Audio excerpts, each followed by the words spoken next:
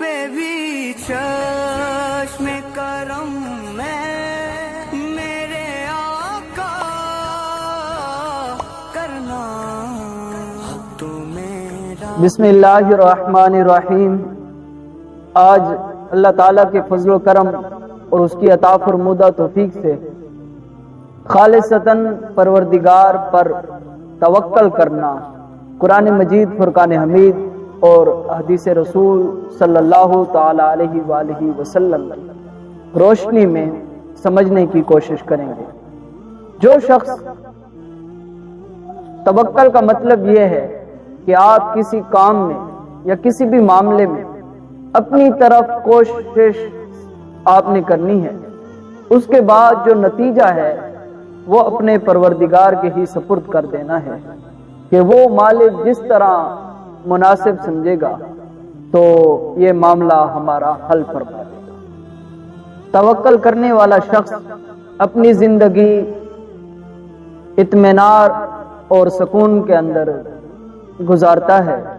توکل انسان کی زندگی کی خوبصورتی ہے، انسان کی زندگی کا جمال ہے، حسن ہے، اور انسان کا جتنا زیادہ اپنے پروردگار پر توکل ہوتا ہے، اللہ تبارک و تعالی جل جلالہ اس پر بھی کرم فرماتا ہے۔ اور جس شخص کا جتنا زیادہ ایمان ہوگا اپنے پروردگار پر تو اس شخص کا اتنا زیادہ ہی اپنے پروردگار پر توکل بھی زیادہ ہوگا۔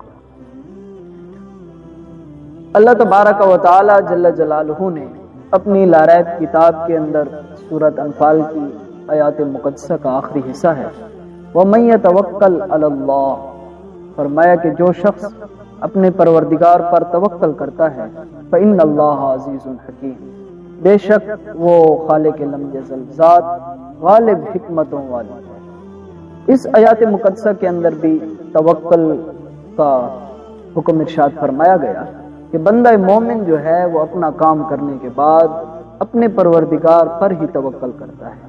اور توکل کا یہ معنی بھی نہیں ہے کہ آپ بالکل محنت کرنا بھی چھوڑ دیں اور آپ یہ کہیں کہ بس ہمارا پروردگار پر توکل ہے، یہ معنی نہیں ہے، بلکہ اپنی طرف سے تمام محنت کرنے کے بعد جو چیز کا نتیجہ ہے وہ اپنے پروردگار کے سپرد کر دیں تو اللہ تبارک و تعالی آپ پر ضرور کرم کرے گا۔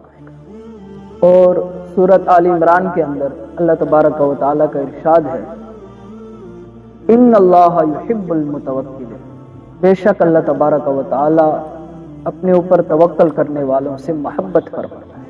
اور ایک اور آیات مقدسہ ہے جس میں اللہ تبارک و تعالی جل جلالہ نے فرمایا وَيَرْزُقْهُ مِنْ حَيْثُ لَا يَحْتَسِبُ، فرمایا کہ جو شخص مجھ پر توکل کرتا ہے میں اس کو رزق وہاں سے عطا فرماؤں گا جہاں سے اس کا وہم اور گمان بھی نہ ہو۔ آگے پروردگار کا حکم ہے وَمَن يَتَوَکَّلْ عَلَى اللَّهِ فَهُوَ حَسْبُهُ، فرمایا کہ جو شخص اپنے پروردگار کے اوپر توکل کرتا ہے تو بس اللہ ہی اس کے لیے کافی ہے۔ جامع ترمذی شریف کے اندر حدیث پاک ہے۔ اب ہم حدیث رسول صلی اللہ تعالی وسلم کی روشنی میں توکل کا معنی اور مفہوم سمجھنے کی کوشش کریں گے۔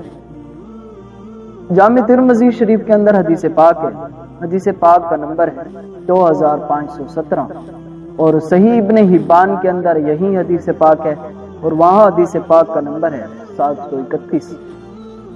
عن انس بن مالک رضی اللہ تعالی عنہ یقول، حضرت انس بن مالک رضی اللہ تعالی عنہ سے یہ حدیث پاک مروی ہے، آپ فرماتے ہیں قال رجل، ایک شخص اللہ کے حبیب صلی اللہ علیہ وسلم کی بارگاہ میں آیا، اس نے عرض کی یا رسول اللہ صلی اللہ علیہ وسلم، اے اللہ کے حبیب صلی اللہ تعالی علیہ وآلہ وسلم، آکلها اتوکل او اطلقها اتوکل، یا رسول اللہ صلی اللہ علیہ وسلم یہ جو میں نے سواری لائی ہے اسے میں کھول دوں ایسے اور پھر اپنے پروردگار پر توکل کروں، یا اسے باندھ کر پھر اپنے پروردگار پر توکل کروں؟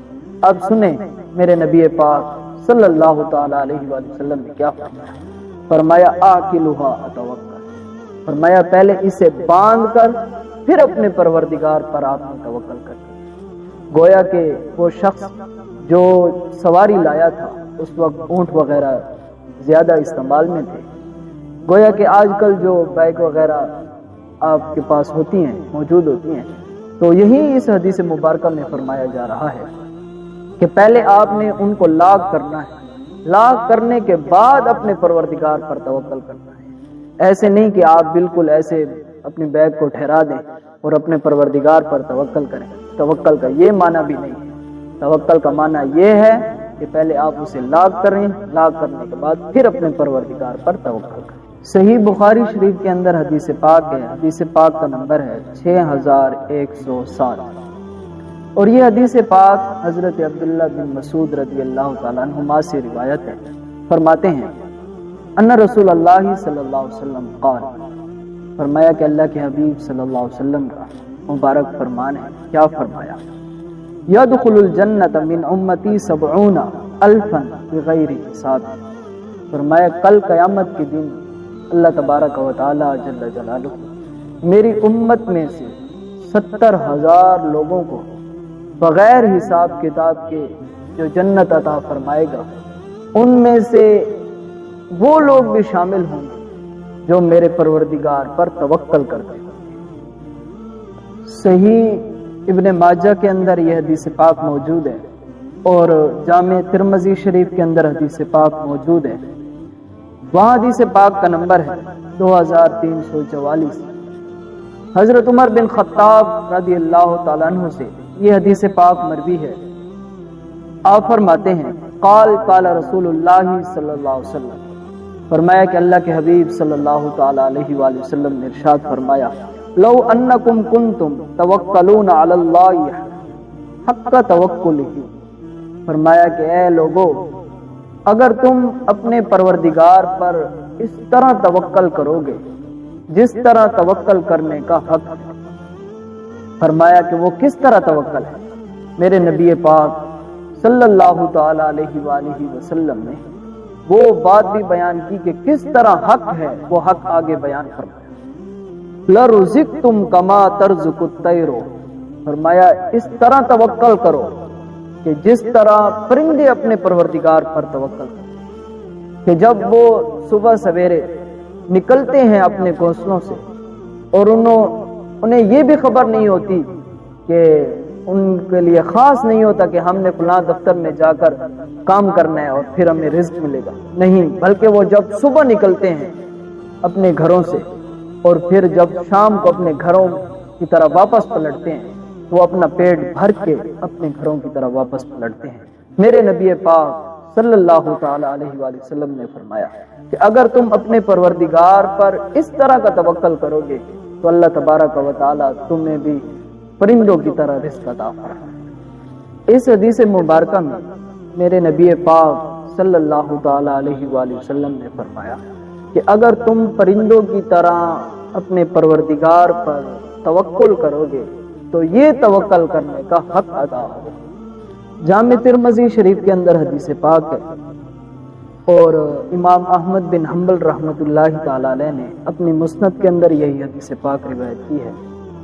حضرت عبداللہ ابن عباس رضی اللہ تعالیٰ عنہما سے مروی ہے، فرماتے ہیں کہ میں ایک دن اللہ کے حبیب صلی اللہ تعالیٰ علیہ وسلم کے ساتھ تھا، تو مجھے اللہ کے حبیب صلی اللہ علیہ وسلم نے فرمایا اے عبداللہ ابن عباس، کیا تمہیں میں ایک بات نہ بتاؤں جو تیرے لیے بہت زیادہ فائدہ اس میں ہو؟